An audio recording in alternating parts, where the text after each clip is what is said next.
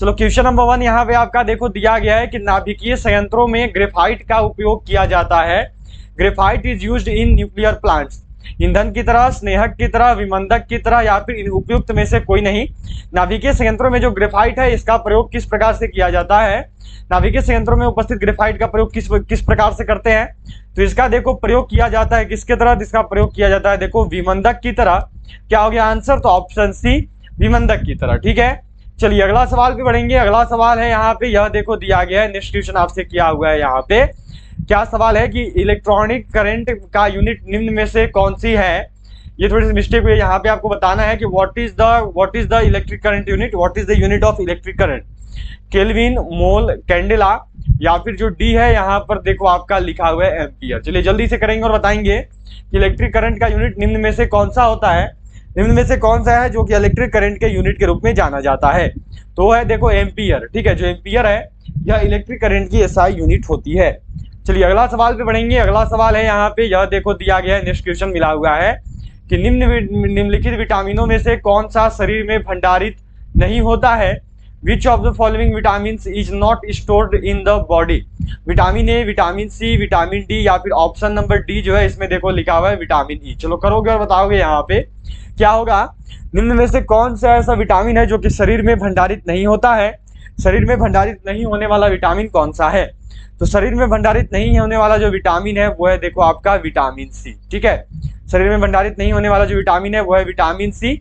And इसके बाद याद रखोगे विटामिन बी। ठीक है, विटामिन सी और विटामिन बी दो ऐसे विटामिन है जो कि शरीर में भंडारित नहीं होते हैं। ठीक है, चलिए अगला सवाल पे चलेंगे। अगला सवाल है यहाँ पे, यह देखो दिया गया है, क्या सवाल है कि मानव शरीर में लाल रक्त कण का निर्माण कहाँ होता है?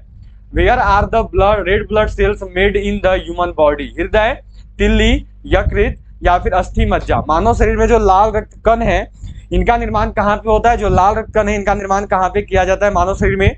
इनका निर्माण कहाँ पे होता है या कहाँ पे बनते हैं? तो इनका देखो निर्माण होता है बोन मैरो में, इनका निर्माण होता है अस्थि मज्जा में। क्या हो गया आंसर? तो ऑप्शन डी अस्थि मज्जा, बोन मैरो। चलो नेक्स्ट क्वेश्चन देखेंगे। अगला सवाल है यहाँ पे, यह देखो आपको दिया गया है, क्या सवाल है यहाँ पे आपका देखो कि हर्ट्ज क्या मापने की यूनिट है? यहाँ पे पूछा है कि हर्ट्ज के द्वारा किसको मापते हैं? हर्ट्ज, ये एच जेड लिखा हुआ है। Hertz is the unit of measurement तरंग दैर्ध्य की, तरंगों की स्पष्टता की, सी में तरंगों की तीव्रता की, और डी में यहाँ पे आपका देखो लिखा हुआ है फ्रीक्वेंसी ऑफ वेव्स, मतलब की तरंगों की आवृत्ति की। क्या होगा राइट आंसर? जल्दी से करेंगे और सबको बताएंगे, सभी का आंसर आना चाहिए। देखो कि हर्ट्ज जो है क्या मापने की यूनिट है? हर्ट्ज के द्वारा निम्न में से किसका मापन करते हैं? तो जो हर्ट्ज है ये देखो तरंगों की आवृत्ति मापने का यूनिट है। जो हर्ट्ज है इसको द्वारा देखो फ्रीक्वेंसी ऑफ वेव्स मापते हैं। क्या हो गया आंसर? तो ऑप्शन डी तरंगों की आवृत्ति। ठीक है, चलो नेक्स्ट क्वेश्चन देखेंगे। अगला सवाल है यहाँ पे आपका, यह देखो दिया गया है कि किसके द्वारा सबसे अधिक ध्वनि प्रदूषण होता है? Who causes maximum noise pollution? Motor गाड़ी, रेलवे इंजन, पॉप म्यूजिक या फिर डी में है हवाई जहाज का उड़ान भरना। निम्न में से किसके द्वारा जो है देखो सबसे अधिक ध्वनि प्रदूषण होता है? वह कौन है जिसके द्वारा सबसे अधिक ध्वनि प्रदूषण होता है? तो सबसे अधिक ध्वनि प्रदूषण होने का जो कारण है वो है देखो आपका यहाँ पे फ्लाई अ प्लेन, हवाई जहाज का उड़ान भरना। यह जो है देखो सबसे ज्यादा ध्वनि प्रदूषण होने का कारण पैदा करता है। ठीक है, चलो अगला सवाल देखेंगे। अगला सवाल है यहाँ पे, यह देखो दिया गया है कि श्वसन मापन यंत्र कहलाता है? What is the breathing instrument called?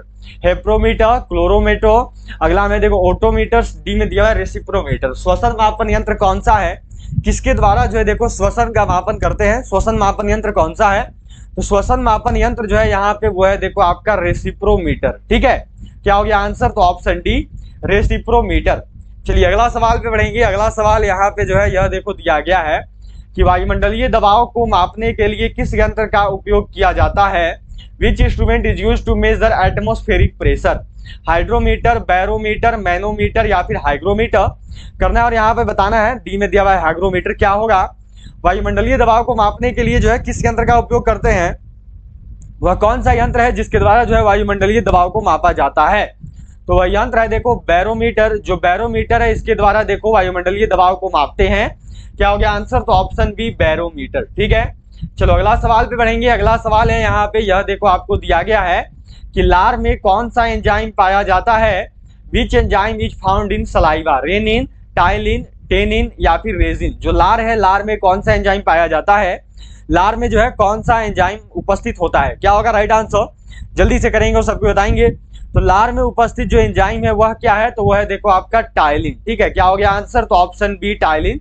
लार में उपस्थित जो एंजाइम है वह कौन सा होता है? तो वह देखो टाइलिन होता है। चलो अगला सवाल पे बढ़ेंगे। अगला सवाल है यहाँ पे, यह देखो दिया हुआ है 10 नंबर सवाल है। विटामिन B2 का अन्य नाम है। What is the another name of vitamin B2? Thiamine, haemoglobin, riboflavin, D में है डेक्सट्रोज। क्या होगा? विटामिन B2 का रासायनिक नाम भी इसको बोल सकते हो। पूछा गया यहाँ पे विटामिन B2 का अन्य नाम, विटामिन B2 का रासायनिक नाम, तो वो होता है देखो राइबोफ्लेविन। ठीक है, क्या हो गया आंसर? तो ऑप्शन सी राइबोफ्लेविन। चलो अगला सवाल पे बढ़ेंगे। अगला सवाल है यहाँ पे, यह देखो दिया गया है कि आयोडीन की कमी से कौन सा रोग होता है? Which disease is caused by deficiency of iodine? और टू, घेंघा, मिजेट या फिर मधुमेह। आयोडीन की कमी से होने वाला रोग कौन सा है? वह कौन सा रोग है जो कि आयोडीन की कमी की वजह से पैदा होता है? तो आयोडीन की कमी की वजह से जो रोग होता है वह रोग है देखो आपका घेंघा। क्या हो गया आंसर? तो ऑप्शन बी घेंघा। चलिए अगला सवाल पे बढ़ेंगे, इसको गोइटर बोलते हैं, याद रखिएगा।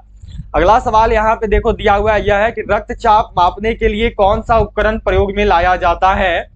विच instrument is used to measure blood pressure? Glucometer, sphygmomanometer, thermometer, D में है देखो वीरोमीटर। क्या होगा? रक्तचाप मापने के लिए, ब्लड प्रेशर मापने के लिए जो है कौन सा यंत्र प्रयोग में लाया जाता है? तो ब्लड प्रेशर को मापने के लिए जो यंत्र प्रयोग में लाया जाता है वह यंत्र है देखो आपका स्फिग्नोमैनोमीटर। क्या हो गया आंसर? तो ऑप्शन बी स्फिग्नोमैनोमीटर। ठीक है, चलो अगला सवाल पे बढ़ेंगे।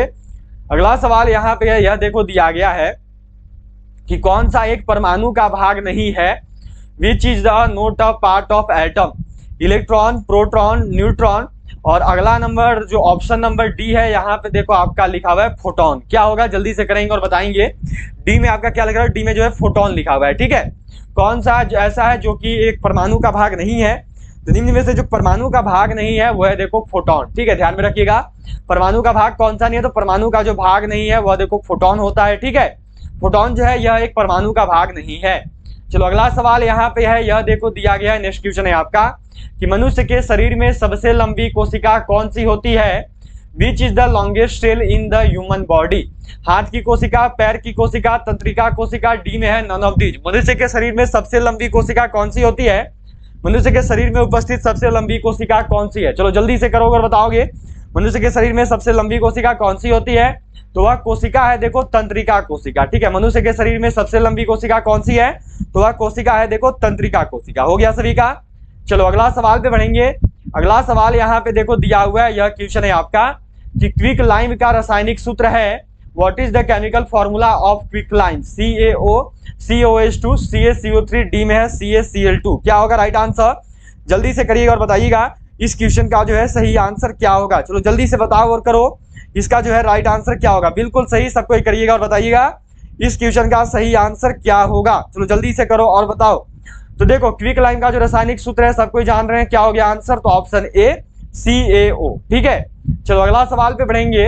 अगला सवाल यहाँ पे देखो दिया हुआ है, यह क्वेश्चन है आपका कि धोने के सोडा का रासायनिक सूत्र क्या है?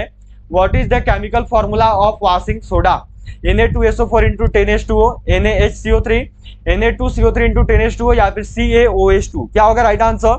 जल्दी से कीजिएगा और बताइएगा कि इस क्वेश्चन का सही आंसर क्या हो जाएगा। चलो जल्दी से करो और बताओ इसका जो है राइट आंसर क्या है। सभी का आंसर आना चाहिए। तो धोने के सोडा का जो रासायनिक सूत्र है ना वह क्या है? तो वह है देखो Na2CO3 × 10H2O। ठीक है, क्या हो गया आंसर? तो ऑप्शन सी। केवल यदि Na2CO3 भी लिख के दे दिया तो वो भी सही हो जाएगा, सबको ध्यान में रखना। चलो अगला सवाल पे बढ़ेंगे। अगला सवाल यहाँ पे आपका देखो दिया हुआ है, यह क्वेश्चन है, क्या सवाल यहाँ पे है देखो आपका, यह सवाल दिया गया कि NaOH सूत्र वाले रासायनिक यौगिक का सामान्य नाम बतावे। यह जो है यहाँ पर आपको सभी को करना है और बताना है इस क्वेश्चन का सही आंसर क्या होगा। बिल्कुल सही करना और सबको बताना, देरी नहीं करोगे, बिल्कुल सही जो है सबको को यहाँ पे आंसर करना है। तो देखो कास्टिक सोडा का है या फिर आपका कास्टिक पोटास का है या फिर सोडियम एस का है, और डी में देखो लिखा हुआ है सोडियम हाइड्रोक्साइड। ठीक है, जल्दी से करोगे बताओगे किसका जो है सामान्य NaOH का सामान्य नाम क्या है? NaOH का सामान्य नाम यहाँ पर जो है आपको बताना है। ठीक है, बिल्कुल सही करिएगा और सबको बताइएगा, मिस्टेक नहीं होनी चाहिए। NaOH का सामान्य नाम क्या है?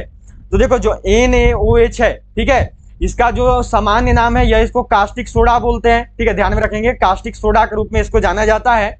लेकिन रासायनिक नाम पूछे तो याद रखना वो सोडियम हाइड्रोक्साइड होगा, ठीक है। NaOH का यदि रासायनिक नाम पूछे, रासायनिक नाम केमिकल नेम, तो सोडियम हाइड्रोक्साइड होगा। लेकिन यहाँ पे आपसे क्या पूछा गया, तो यहाँ पे आपसे पूछा गया सामान्य नाम, तो सामान्य नाम कास्टिक सोडा होता है, ठीक है, ध्यान में रखेंगे। कास्टिक सोडा का यदि सूत्र पूछ दिया जाएगा कि कास्टिक सोडा का सूत्र क्या है, तो कास्टिक सोडा का सूत्र याद रखेंगे NaOH होता है, ठीक है। यह सामान्य नाम है, दोनों में अंतर है, याद रखना। NaOH का सामान्य नाम में कास्टिक सोडा और रासायनिक नाम में क्या करोगे तो सोडियम हाइड्रोक्साइड, ठीक है, दोनों में अंतर है, सबको ध्यान में रखोगे। चलो अगला सवाल पे बढ़ेंगे। अगला सवाल यहाँ पे देखो दिया हुआ है, यह सवाल है कि झूठा सोना के नाम से जाना जाता है, false gold is known as, क्या होगा यहाँ पे SnS1 FeS2 FeCl3 Fe2CO3, क्या होगा राइट आंसर, जल्दी से करिएगा और बताइएगा इस क्वेश्चन का जो है सही आंसर क्या हो जाएगा। बिल्कुल सही सभी को करना है और यहाँ पर बताना है, मिस्टेक मत करिएगा। झूठा सोना के नाम से किसे जाना जाता है, तो झूठा सोना के नाम से जो है देखो किसको जाना जाता है, तो यह जाना जाता है देखो FeS2 को, क्या हो गया आंसर, तो ऑप्शन बी FeS2, ठीक है। चलिए अगला सवाल पे बढ़ेंगे। अगला सवाल यहाँ पे देखो दिया हुआ है कि अम्ल व क्षारों की अभिक्रिया के फलस्वरूप बने पदार्थ को क्या कहते हैं, what is the substance formed as the result of reaction of acids and bases called, क्या होगा यहाँ पे, बिल्कुल सही करना और सबको बताना। अम्ल कहते हैं, लवण कहते हैं, ईस्टर कहते हैं, क्या कहते हैं, अम्ल व क्षारों की अभिक्रिया के फलस्वरूप बने पदार्थ को क्या कहते हैं, तो अम्ल व क्षारों की अभिक्रिया के फलस्वरूप जो बना पदार्थ है उसको देखो लवण बोलते हैं, ठीक है, क्या हो गया आंसर, तो ऑप्शन बी लवण। चलो अगला सवाल पे बढ़ेंगे। अगला सवाल यहाँ पे है देखो, यह आपका दिया गया है, नेक्स्ट क्वेश्चन मिला हुआ है आपको यहाँ पे। सवाल जो है यह देखो किया गया है कि निम्न में से कौन सा रेडियोधर्मी पदार्थ नहीं है, which of the following is not a radio active, क्या दिया हुआ है यहाँ पे देखो, विच of the following is not a radio active material, जल्दी से करेंगे और बताएंगे किस क्वेश्चन का सही आंसर क्या हो जाएगा। विच of the following is not a radio active material, क्या है राइट आंसर, तो देखो यूरेनियम, रेडियम, प्लूटोनियम, और डी में आपका लिखा हुआ है यहाँ पे देखो सोडियम, ठीक है। इस प्रकार हमारा जो राइट आंसर होगा यह देखो हो जाएगा ऑप्शन डी सोडियम, हो गया सबका यहाँ पे। चलिए अगला सवाल यहाँ पे देखो आपको दिया हुआ है, यह क्वेश्चन है, नेक्स्ट क्वेश्चन आपको मिला हुआ है यहाँ पे देखो कि तत्वों का पहला वर्गीकरण किसने किया था, who was the first to classify elements, क्या होगा यहाँ पे राइट आंसर, मेयर ने, न्यूलैंड्स ने, मेंडलिफ ने, किसके द्वारा जो है किया गया। इस क्वेश्चन का सही आंसर क्या है, तत्वों का जो पहला वर्गीकरण है यह किसने किया है, और ऑप्शन नंबर डी में देखो आपका यहाँ पे दिया हुआ है डोबेराइनर, ठीक है। चलिए जल्दी से करेंगे और बताएंगे कि तत्वों का जो पहला वर्गीकरण है यह किसके द्वारा किया गया, तत्वों का जो पहला वर्गीकरण है यह किसने किया है, तो तत्वों का जो पहला वर्गीकरण है यह देखो किया है डोबेराइनर ने, ठीक है, क्या हो गया यहाँ पे, तो राइट आंसर याद रखेंगे ऑप्शन डी डोबेराइनर।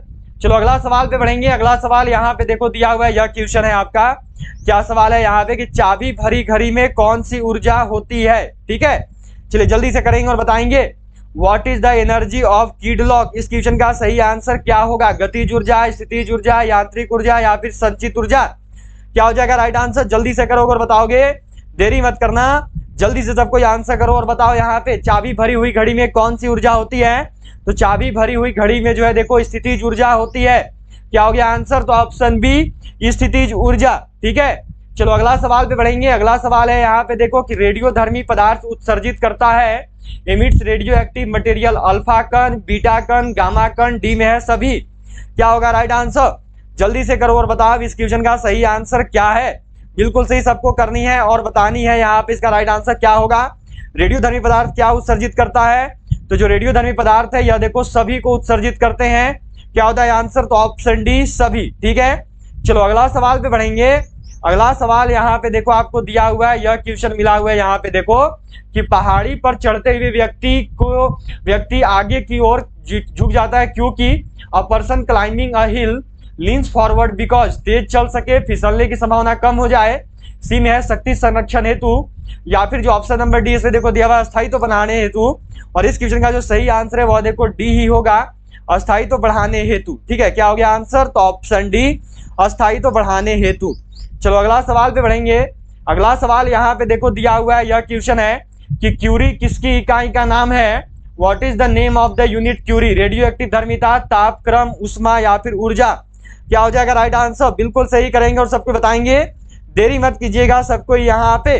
चलो सबको को बताओ रिस्ट्रिक्शन का राइट आंसर क्या होगा? बिल्कुल सही जो है सबको करेंगे और यहाँ पे बताएंगे। तो क्यूरी इकाई का नाम है, तो क्यूरी किसकी इकाई का नाम है? तो यह देखो इकाई का नाम है रेडियोधर्मिता की, ठीक है। क्यूरी किसका इकाई का नाम है? तो यह इकाई का नाम है रेडियोधर्मिता का। चलिए अगला सवाल पे बढ़ेंगे। अगला सवाल यहाँ पे देखो दिया हुआ है, यह क्वेश्चन है। नेक्स्ट क्वेश्चन यहाँ पे देखो दिया हुआ है कि कोई पिंड तब तक विराम अवस्था में ही बना रहेगा जब तक कि उस पर, क्या सवाल है यहाँ पे देखो, जब तक कि उस पर कोई बाह्य बल कार्य नहीं करता। यह कथन किसका है? क्या होगा इसका राइट आंसर? बिल्कुल सही करोगे और बताओगे न्यूटन, आइंस्टीन, आर्किमिडीज, या फिर डी में दिखा हुआ है देखो गैलीलियो। चलो बिल्कुल सही करना और बताना इस क्वेश्चन का सही आंसर क्या होगा। चलो बिल्कुल सही करो और बताओ। कोई पिंड तब तक विराम अवस्था में ही बना रहेगा जब तक उस पर कोई बाह्य बल कार्य नहीं करता। यह किसका कथन है? न्यूटन ने कहा था, आइंस्टीन ने, आर्किमिडीज ने, किसने? तो यह देखो कहा गया है न्यूटन के द्वारा। क्या होता है आंसर? तो ऑप्शन ए न्यूटन, ठीक है। चलो नेक्स्ट क्वेश्चन देखेंगे। अगला सवाल यहाँ पे देखो है, यह दिया गया है कि किस आकाशीय पिंड को पृथ्वी पुत्र कहा जाता है। बिल्कुल सही करेंगे और बताएंगे यहाँ पे, which celestial body is called the son of the earth. शुक्र, बृहस्पति, चंद्रमा या फिर मंगल। किस आकाशीय पिंड को जो है देखो पृथ्वी पुत्र बोलते हैं? किस आकाशीय पिंड को जो है पृथ्वी पुत्र कहा जाता है? इसका राइट आंसर क्या होगा? बिल्कुल सही करोगे और बताओगे। सभी के जो आंसर है यहाँ पे आनी चाहिए। चलो जल्दी से करो और बताओ इसका सही आंसर क्या होगा। किस आकाशीय पिंड को पृथ्वी पुत्र कहते हैं? तो वह आकाशीय पिंड जिसको पृथ्वी पुत्र कहा जाता है वह कौन सा है? तो सबको जान रहे हैं क्या हो जाएगा आंसर? तो ऑप्शन सी चंद्रमा, ठीक है। चलो अगला सवाल पे बढ़ेंगे। अगला सवाल यहाँ पे देखो है कि वह वैज्ञानिक जिसने रेडियम की खोज की।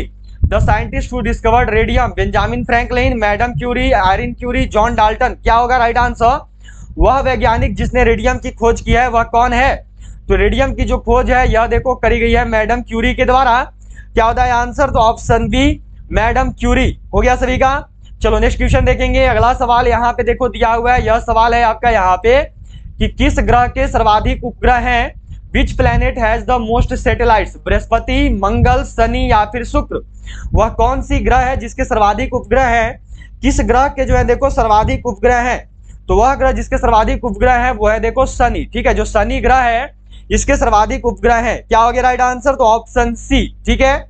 चलो अगला सवाल पे बढ़ेंगे। अगला सवाल यहाँ पे देखो दिया गया है कि आंख के किस भाग पर वस्तु का प्रतिबिंब बनता है? On which part of the I does the image of the object form. यकृत, कॉर्निया, आइरिस या फिर रेटिना। क्या होगा राइट आंसर? जल्दी से करोगे और बताओगे किस क्वेश्चन का जो है सही आंसर क्या हो जाएगा। चलो जल्दी से करना और बताना। सभी लोग को जो है यहाँ पे आंसर करना है और अपना अपना आंसर बताना है क्या हो जाएगा।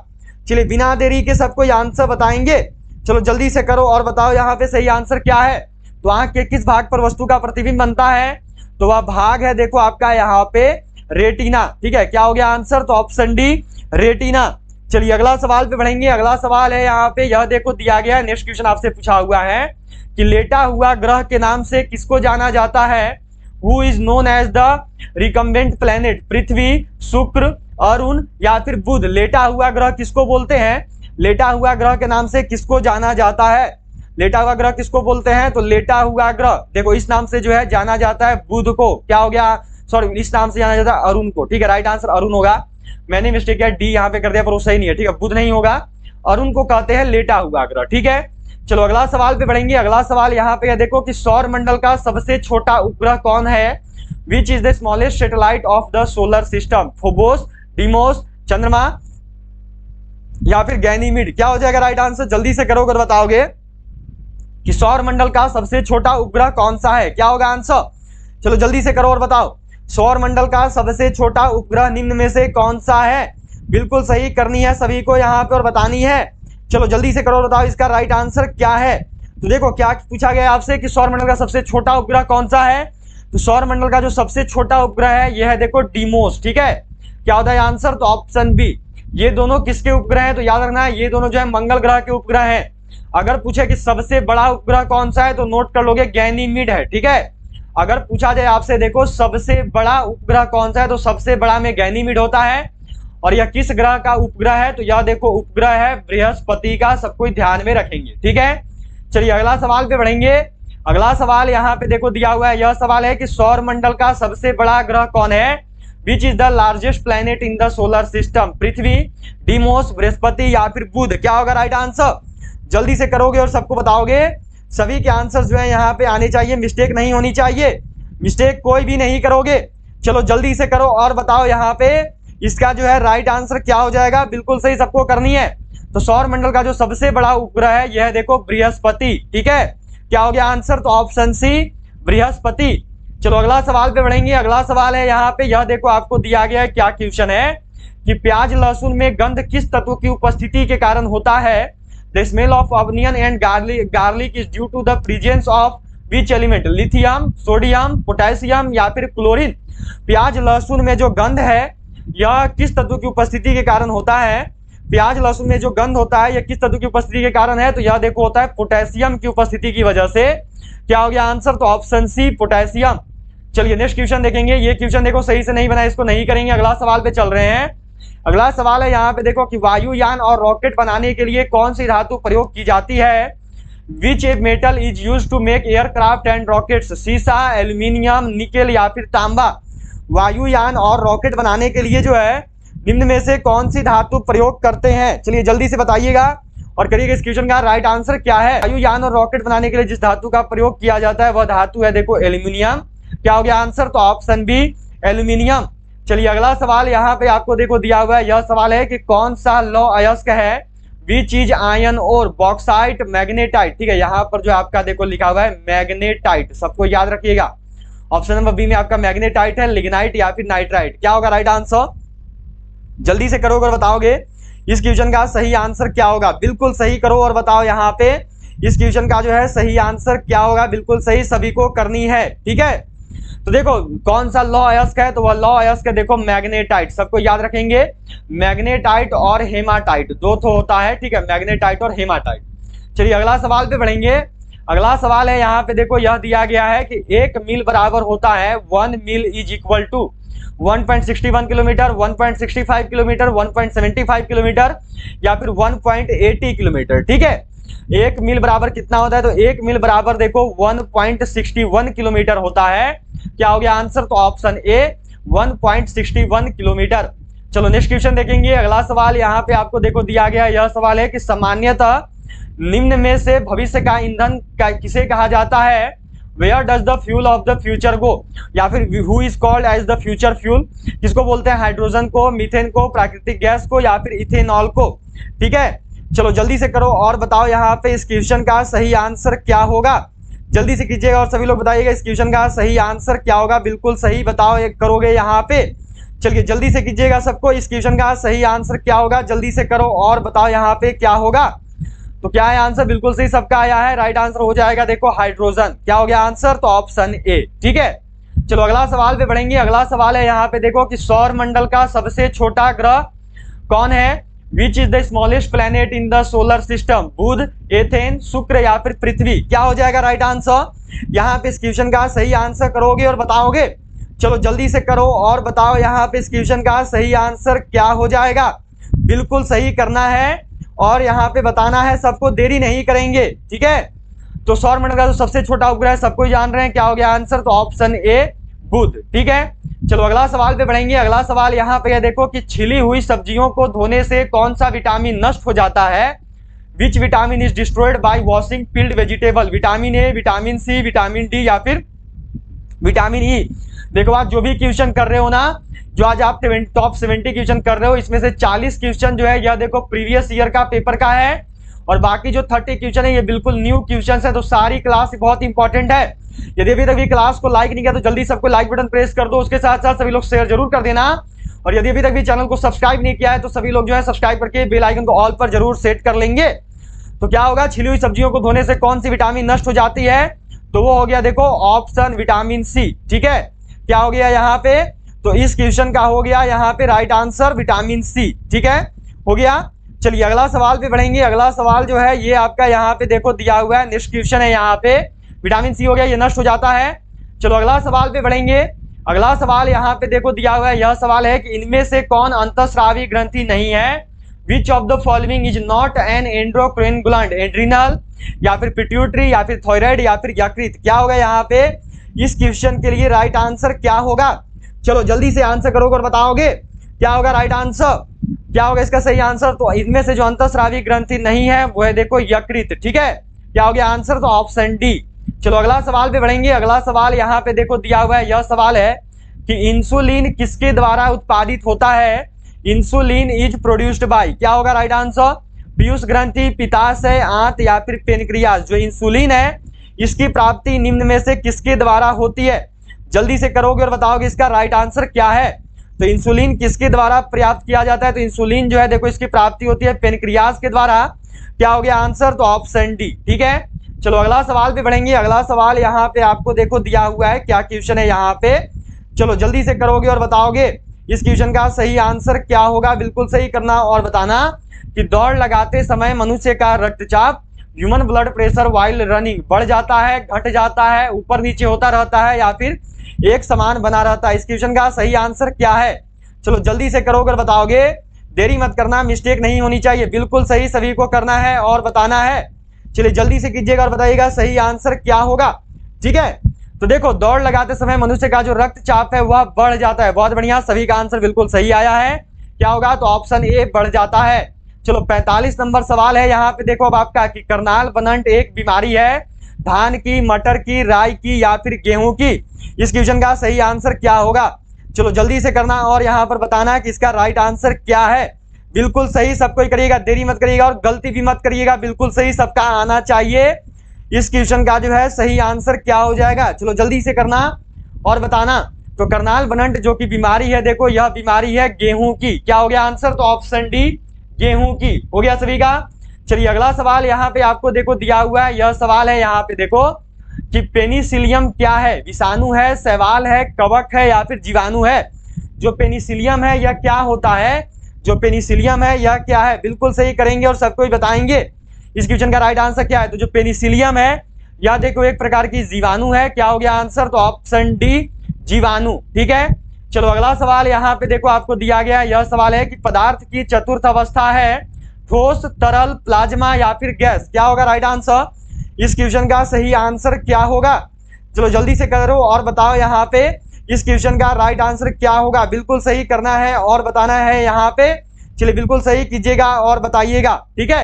तो पदार्थ की जो चतुर्थ अवस्था है यह देखो प्लाज्मा होती है। जिनका भी आंसर ठीक है प्लाज्मा को, वो क्या होगा? तो ऑप्शन सी, ठीक है। चलिए अगला सवाल यहाँ पे दिया हुआ है देखो, ये क्वेश्चन है यहाँ पे देखो आपका कि वायु से हल्की गैस है ऑक्सीजन, अमोनिया, क्लोरीन या फिर प्रोपेन? क्या होगा राइट आंसर? वायु से हल्की गैस कौन सी है? ठीक है, चलो जल्दी से करो और बताओ इस क्वेश्चन का सही आंसर क्या होगा। तो वायु से जो हल्की गैस है, देखो बहुत सारी गैसेज है जो वायु से हल्की होती है, पर यहाँ पे जो है ये देखो ऑक्सीजन भी वायु से हल्की है, अमोनिया खासकर वायु से हल्की के रूप में जानी जाती है, ठीक है। तो आंसर देखो बी हो जाएगा या फिर ए भी हो जाएगा, दोनों सही है, ठीक है। चलिए अगला सवाल यहाँ पे आपको देखो रहता दिया हुआ है। अगला सवाल यहाँ पे देखो क्या सवाल है कि निम्न में से विद्युत का सबसे अच्छा चालक है लोहा, सिलिकॉन, कॉपर या फिर सिरामिक? ठीक है, चलो बिल्कुल सही यहाँ पर अब सबको करना है और बताना है क्या होगा राइट आंसर। चलो जल्दी से करो और बताओ यहाँ पे इस क्वेश्चन का राइट आंसर क्या होगा। चलो जल्दी से करना और सबको बताना है यहाँ पे इस क्वेश्चन का सही आंसर क्या हो जाएगा। जल्दी से करोगे और बताओगे तो वह क्या है, तो वह है देखो कॉपर, ठीक है, याद रखेंगे क्या होता है, तो कॉपर होता है, ठीक है। सभी को यहाँ पे ध्यान में रखनी है, हो गया सबका। चलिए अगला सवाल पे बढ़ेंगे। अगला सवाल जो है यह देखो यहाँ पे दिया हुआ है। अगला सवाल है यहाँ पे देखो आपका कि हॉर्न सिल्वर है AgCl, AgBr, AgNO3 या फिर AgL? क्या होगा, ठीक है, जल्दी से करोगे और बताओगे इसका राइट आंसर क्या होगा। यहाँ पे इस क्वेश्चन का जो है सही आंसर क्या होगा। चलो जल्दी से करना और बताओ यहाँ पे इसका सही आंसर क्या है। बिल्कुल सही सबको ही करेंगे और बताएंगे इसका राइट आंसर क्या होगा। चलो जल्दी से करोगे और बताओगे, अभी देरी मत करना, चलो जल्दी से करो और बताओ। तो देखो हॉर्न सिल्वर जो है यह देखो AgCl होता है, क्या हो गया आंसर, तो ऑप्शन ए AgCl। 50 नंबर सवाल था, हो गया है। अगला सवाल दिया हुआ है देखो कि तूतिया का रासायनिक सूत्र है CuS CuOH CuCl2 × 2H2O CuSO4 × 5H2O, ठीक है। चलो जल्दी से करोगे और बताओगे कि इसका राइट आंसर क्या होगा। चलो जल्दी से करो और बताओ यहाँ पे इस क्वेश्चन का सही आंसर क्या होगा। चलो जल्दी से करो और बताओगे सभी लोग चलो क्या होगा राइट आंसर, इस क्वेश्चन का जो है सही आंसर क्या होगा? चलो जल्दी से करोगे और बताओगे क्या होगा इस क्वेश्चन का सही आंसर, क्या है इस क्वेश्चन का राइट आंसर, जल्दी से करना है और सबको बताना है क्या होगा राइट आंसर इस क्वेश्चन का। तो तूतिया का जो रासायनिक सूत्र है वो है देखो CuSO4 × 5H2O, क्या हो गया राइट आंसर? तो ऑप्शन डी। चलो अगला सवाल यहाँ पे आपको देखो दिया हुआ है कि इस क्वेश्चन का सही आंसर क्या होगा, बिल्कुल सही करना है और आप सबको बताना है इस क्वेश्चन का सही आंसर क्या हो जाएगा, इस क्वेश्चन का सही आंसर क्या होगा, जल्दी से कीजिएगा और सबको बताइएगा इसका राइट आंसर क्या है। परमाणु संरचना का मॉडल किसने विकसित किया? अल्फ्रेड नोबेल ने, बोर ने, फैराडे ने, बोर तथा रदरफोर्ड ने, या फिर यहाँ पे देखो वोल्टा ने। ठीक है, चलो सभी को बतानी है इसका यहाँ पे राइट आंसर क्या होगा। 26 फरवरी को जिनका भी नर्सिंग असिस्टेंट का एग्जाम है, जितने भी लोग 26 फरवरी को नर्सिंग असिस्टेंट का एग्जाम देने वाले हैं, उनके लिए एक बहुत ही बेहतरीन किताब है जो कि देखो आपका नर्सिंग असिस्टेंट के लिए स्पेशल है। अभी आपका इसमें जो है आपका देखो 3200 प्लस जीके जीएस क्वेश्चन दिए हुए हैं, 3200 प्लस जीके एंड जीएस के क्वेश्चन दिए हुए हैं। और ये किताब जो है देखो 2023 में पूरा का पूरा आपका जो 26 फरवरी को एग्जाम होने वाला है नर्सिंग असिस्टेंट का, यहीं से आएगा। इसमें जो है देखो पिछले 10 सालों के क्वेश्चन है टॉपिक वाइज, जो भी पिछले 10 साल में नर्सिंग असिस्टेंट का एग्जाम में पूछा गया है वो सारा का सारा सवाल है। और इसके साथ साथ जो है देखो आपका पिछले 10 साल में जो भी टॉपिक से सवाल है वो सब है, और उसके एक्स्ट्रा भी सवाल हैं जो कि आपके इस साल आ सकते हैं। ये हिंदी इंग्लिश दोनों में है। इसमें आपके 3200 प्लस क्वेश्चन है, पूरा का पूरा साइंस है जो भी नर्सिंग असिस्टेंट में आता है, फिजिक्स केमिस्ट्री बायोलॉजी, और पूरा का पूरा जो है देखो आपका जीके है। फिजिक्स के 500 प्लस सवाल हैं, केमिस्ट्री के 500 प्लस सवाल हैं, और बायोलॉजी के भी 500 से 600 सवाल हैं, और बाकी नोट पॉइंट दिए हुए हैं। या जो ई बुक है, ये ई बुक देखो आपको मिलेगा मात्र 90 रुपये में, केवल 90 रुपीज़ में आप इसको खरीद सकते हैं। खरीदने के लिए क्या करना है, तो ये जो नंबर दिख रहा है इसी नंबर पे आपको पेमेंट करना है, फ़ोन पे, पेटीएम और गूगल पे से। और फिर पेमेंट करने के बाद जो है आपको देखो इसी नंबर पे व्हाट्सएप पे स्क्रीनशॉट सेंड करना है, फिर जो है ये ई बुक आपको मिल जाएगा। तो अगर आप सब चाहते हो कि 26 फरवरी का नर्सिंग असिस्टेंट आर्मी परीक्षा आपसे निकले तो जल्दी से इस ई बुक को बाई कर लो। ये ई बुक आपको 100% नर्सिंग असिस्टेंट आर्मी परीक्षा में सिलेक्शन जरूर दिलवाएगा। याद रखिएगा केवल 90 रुपये में आपको मिल रहा है। खरीदने के लिए यही करना है कि ये जो नंबर दिख रहा है इसी नंबर पे आपको पेमेंट करना है, फ़ोन पे, पेटीएम और गूगल पे से। फिर पेमेंट करने के बाद जो है पेमेंट का स्क्रीनशॉट आपको इसी नंबर पे सेंड कर देना है, और ये आपको तुरंत जो है सेंड कर दिया जाएगा आपके व्हाट्सएप पर पीडीएफ फॉर्मेट में। ये ई बुक आपको 100% सिलेक्शन दिलाएगा 26 फरवरी के नर्सिंग असिस्टेंट के एग्जाम में। अगर नर्सिंग असिस्टेंट सिलेक्शन चाहते हो तो इस ई बुक को सभी लोग बाई जरूर कर लेना। परमाणु संरचना का मॉडल किसने विकसित किया? तो यह देखो किया है बोर तथा रदरफोर्ड ने। क्या हो गया आंसर? तो ऑप्शन सी। ठीक है, चलिए अगला सवाल पे बढ़ेंगे। अगला सवाल है यहाँ पे, यह देखो दिया गया है कि निम्न में से सबसे सख्त कौन है? क्या होगा यहाँ पे? हीरा, ग्लास, इनमें से कोई नहीं, या फिर प्लेटिनम। चलो बिल्कुल सही करना और बताना इस क्वेश्चन का सही आंसर क्या हो जाएगा। तो निम्न में से जो सबसे सख्त है वो क्या है? तो वह है देखो प्लेटिनम। जो प्लेटिनम है यह सबसे सख्त होता है, सबको इसको ध्यान में रखनी है। चलिए अगला सवाल यहाँ पे आपको देखो दिया गया है। यह सवाल है कि पेट्रोल का मुख्य संगठक है पेंटेन, ऑक्टेन, मीथेन या फिर हेक्सेन। क्या होगा निम्न में से जो है देखो इसका राइट आंसर क्या है? पेट्रोल का मुख्य संगठक क्या होता है? पेट्रोल के यहाँ पे राइट आंसर क्या होगा? चलो सभी कोई करोगे और यहाँ पे बताओगे इसका राइट आंसर क्या होगा। जल्दी से सब कोई को करना है और बताना है कि इस क्वेश्चन का सही आंसर क्या होगा। चलिए जल्दी से करेंगे और बताएंगे सब कोई। तो देखो पेट्रोल का जो मुख्य संगठक है क्या होता है? तो पेट्रोल के मुख्य संगठक के रूप में देखो ऑक्टेन को जाना जाता है। ठीक है, ध्यान में रखेंगे क्या होता है आंसर? तो ऑप्शन बी ऑक्टेन। ठीक है, चलो अगला सवाल यहाँ पे देखो दिया गया है कि ऑक्सीजन तथा ओजोन है, एलोट्रॉप्स हैं, आइसोटोप्स हैं, आइसोमर हैं। ये देखो क्वेश्चन सही से नहीं हुई, इसको नहीं करेंगे। ठीक है, ये क्वेश्चन सही से नहीं बन पाई है। चलो अगला सवाल पे बढ़ेंगे। अगला सवाल यहाँ पे देखो दिया हुआ है, यह है कि अमोनिया का रासायनिक सूत्र क्या है? CO5, NH, C में है NH2, D में देखो दिया हुआ है आपका NH3। क्या होगा? अमोनिया का रासायनिक सूत्र क्या है? अमोनिया का केमिकल फॉर्मूला क्या होगा? तो अमोनिया का जो रासायनिक सूत्र है यह देखो होता है ऑप्शन डी NH3। ठीक है, क्या हो गया आंसर? तो ये हो गया देखो ऑप्शन डी NH3। ठीक है, चलो अगला सवाल पे बढ़ेंगे। अगला सवाल यहाँ पे देखो है, यह दिया गया है कि तांबा कॉपर का शत्रु तत्व है, गंधक, कार्बन, हाइड्रोजन या फिर नाइट्रोजन। जल्दी से करना और सबको बताना है कि तांबा कॉपर का शत्रु तत्व कौन सा है। तांबा कॉपर का शत्रु तत्व कौन सा होता है? आपका गंधक। क्या हो जाएगा राइट आंसर? तो ऑप्शन ए गंधक। चलो अगला सवाल पे बढ़ेंगे। अगला सवाल यहाँ पे है देखो, यह दिया गया है आपको सवाल है यहाँ पे कि गूगली शब्द किस खेल से संबंधित है? फुटबॉल, क्रिकेट, हॉकी या फिर गोल्फ। जो गूगली शब्द है इसका संबंध निम्न में से किस खेल के साथ है? गूगली शब्द का संबंध जो है किस खेल से है? तो जो गूगली शब्द है इसका देखो संबंध है क्रिकेट खेल से। क्या हो गया आंसर? तो ऑप्शन बी क्रिकेट।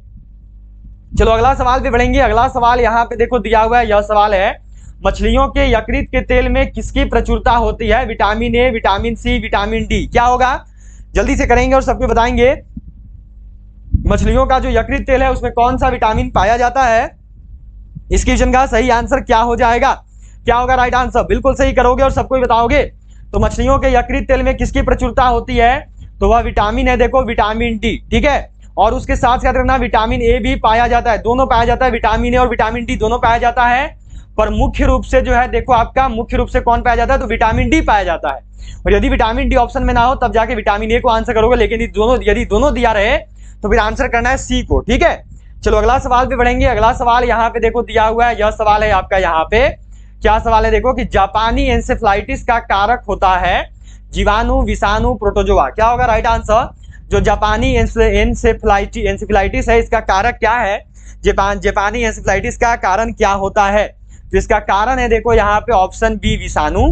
क्या हो गया राइट आंसर? तो ऑप्शन बी विषाणु। ठीक है, चलो अगला सवाल पे बढ़ेंगे। अगला सवाल यहाँ पे है देखो, यह आपको दिया गया है। क्या सवाल है यहाँ पे? यह सवाल जो है देखो आपसे यहाँ पे किया गया है कि रासायनिक ऊर्जा को विद्युत ऊर्जा में परिवर्तित करता है डायनेमो, हीटर, मोटर या फिर बैटरी। रासायनिक ऊर्जा को विद्युत ऊर्जा में कौन परिवर्तित करता है? इस क्वेश्चन का सही आंसर क्या होगा? चलो बिल्कुल सही करना और सबको बताना। रासायनिक ऊर्जा को जो है विद्युत ऊर्जा में किसके द्वारा परिवर्तित किया जाता है? इसका सही आंसर क्या है? तो इसका देखो जो सही आंसर है वह क्या होगा? तो वह देखो होगा बैटरी। ठीक है, रासायनिक ऊर्जा को विद्युत ऊर्जा में जो परिवर्तित करता है वह बैटरी होता है। चलिए अगला सवाल पे बढ़ेंगे। अगला सवाल है यहाँ पे, यह देखो दिया गया कि शहद में मुख्यतः होते हैं प्रोटीन, कार्बोहाइड्रेट, वसा या फिर विटामिन। शहद में मुख्य रूप से क्या होते हैं? शहद में मुख्यतः क्या पाया जाता है? क्या होगा इसका राइट आंसर? जल्दी से करिएगा और सबको बताइएगा इस क्वेश्चन का जो है सही आंसर क्या होगा। तो शहद में देखो मुख्य रूप से जो है कार्बोहाइड्रेट पाया जाता है। क्या हो गया सही आंसर? तो ऑप्शन बी कार्बोहाइड्रेट। चलो अगला सवाल पे बढ़ेंगे। अगला सवाल यहाँ पे देखो है, यह दिया गया है कि हाइड्रोजन बम किस सिद्धांत पर कार्य करता है? अनियंत्रित विखंडन अभिक्रिया, नियंत्रित संलयन अभिक्रिया, नियंत्रित विखंडन अभिक्रिया या फिर अनियंत्रित संलयन अभिक्रिया। क्या होगा राइट आंसर? जो हाइड्रोजन बम है यह किस सिद्धांत पर कार्य करता है? जो हाइड्रोजन बम है यह किस सिद्धांत पर वर्क करती है? क्या होगा राइट आंसर? जल्दी से करना और बताना इसका सही आंसर क्या है। तो यदि अभी तक भी क्लास को लाइक नहीं किया तो जल्दी सबको लाइक कर देना। उसके साथ साथ जो है सभी लोग शेयर जरूर कर दोगे। जिन्होंने भी चैनल को सब्सक्राइब नहीं किया है वो सभी जो है सब्सक्राइब करके बेल आइकन को ऑल पर जरूर सेट कर लेना। तो हाइड्रोजन बम किस सिद्धांत पर कार्य करते हैं? तो यह देखो कार्य करते हैं अनियंत्रित संलयन अभिक्रिया पे। क्या हो गया आंसर? तो ऑप्शन डी। ठीक है, चलिए अगला सवाल पे बढ़ेंगे। अगला सवाल यहाँ पे देखो, ये क्वेश्चन सही से नहीं हुआ, इसको नहीं करने वाले हैं। अगला सवाल यहाँ पे देखो दिया हुआ है, यह सवाल है कि ठोस कपूर से वाष्प बनने की क्रिया को क्या कहते हैं? वाष्पीकरण, हिमीकरण, पिघलना या फिर ऑप्शन नंबर डी जो है इसमें देखो आपका लिखा हुआ है उधरोपातन। क्या हो जाएगा राइट आंसर? जल्दी से करेंगे और सबको बताएंगे। ठोस कपूर से वाष्प बनने की क्रिया को क्या कहा जाता है? तो ठोस कपूर से वाष्प बनने की जो क्रिया इसको देखो उधरोपातन बोलते हैं। 65 नंबर सवाल था आपका, हो चुका है। चलिए 66 नंबर सवाल पे चलेंगे। 66 नंबर क्वेश्चन पे यह है देखो कि फॉर्मिक अम्ल किसके द्वारा उत्पादित किया जाता है? दीमक से, तिलचट्टा से, लाल चींटी से। क्या होगा राइट आंसर? जो फॉर्मिक अम्ल है या किसके द्वारा उत्पादित किया जाता है? जो फॉर्मिक अम्ल है इसका उत्पादन निम्न में से किसके द्वारा होता है? क्या होगा राइट आंसर? जल्दी से करोगे और बताओगे। तो जो फॉर्मिक अम्ल है यह देखो उत्पादित होता है लाल चींटी के द्वारा। क्या होता है आंसर? तो ऑप्शन सी लाल चींटी। ठीक है, चलो अगला सवाल पे बढ़ेंगे। अगला सवाल है यहाँ पे, यह देखो आपको दिया गया है, नेक्स्ट क्वेश्चन है कि व्यापारिक वैसलीन किससे निकाला जाता है? पादप गोंद से, कोलतार से, अर्धमोम से या फिर पेट्रोलियम से। निम्न में से किसके द्वारा जो है देखो व्यापारिक वैसलीन को निकाला जाता है? जो व्यापारिक वैसलीन है या किसके में से प्राप्त किया जाता है? तो जो व्यापारिक वैसलीन है इसकी प्राप्ति होती है देखो पेट्रोलियम से। क्या हो गया आंसर? तो ऑप्शन डी पेट्रोलियम। ठीक है, चलो नेक्स्ट क्वेश्चन देखेंगे। अगला सवाल ये है, यहाँ पे देखो आपका क्या सवाल आपको दिया गया है कि रबर का वल्कनीकरण करने के लिए प्रयुक्त तत्व है सल्फर, ब्रोमीन, सिलिकॉन। चलो 3 ऑप्शन है, बताना क्या होगा यहाँ पे। रबर का वल्कनीकरण करने के लिए सब प्रयुक्त तत्व कौन सा है? तो रबर का वल्कनीकरण के लिए जिसका यूज किया जाता है वह है देखो सल्फर। ठीक है, रबर का वल्कनीकरण करने के लिए जिसका प्रयोग करते हैं वह होता है ऑप्शन ए सल्फर। ठीक है, चलिए अगला सवाल पे बढ़ेंगे। अगला सवाल यहाँ पे देखो दिया हुआ है, यह सवाल है आपका। यहाँ पे देखो क्या क्वेश्चन दिया गया है कि किस धातु को पहले वुल्फ्राम कहा जाता है? टंगस्टन, बी में है इनमें से कोई नहीं, सी में जिंक, डी में रेडियम। किस धातु को पहले उल्फ्राम के नाम से जाना जाता था? किस धातु को जो है पहले उल्फ्राम बोला 155 रुपए में। तो वह धातु जिसे उल्फ्राम के नाम से जाना जाता है वो है देखो टंगस्टन। क्या हो गया आंसर? तो ऑप्शन ए टंगस्टन। ठीक है, चलिए अब जो है अगला सवाल पे बढ़ेंगे। अगला सवाल है यहाँ पे, यह देखो दिया गया है कि जंग रहित लोहा बनाने में प्रयुक्त महत्वपूर्ण धातु है एल्यूमिनियम, कार्बन, क्रोमियम या फिर टीन। क्या होगा? जंग रहित लोहा बनाने में जो है निम्न में से प्रयुक्त महत्वपूर्ण धातु कौन सा है? वह कौन सा महत्वपूर्ण धातु है जिसका प्रयोग देखो जंग रहित लोहा बनाने में किया जाता है? क्या होगा राइट आंसर? जंग रहित लोहा बनाने में प्रयुक्त धातु कौन सी है महत्वपूर्ण धातु? तो जंग रहित लोहा बनाने में जो प्रयुक्त महत्वपूर्ण धातु है यह है देखो क्रोमियम। क्या होता है आंसर? तो ऑप्शन सी क्रोमियम। हो गया सबका यहाँ तक। चलिए इसी के साथ जो है देखो आपको आज के 70 क्वेश्चन करवा दिए गए हैं। सबको जरूर बताइएगा कि आज आपने 70 में से कितने क्वेश्चन को सही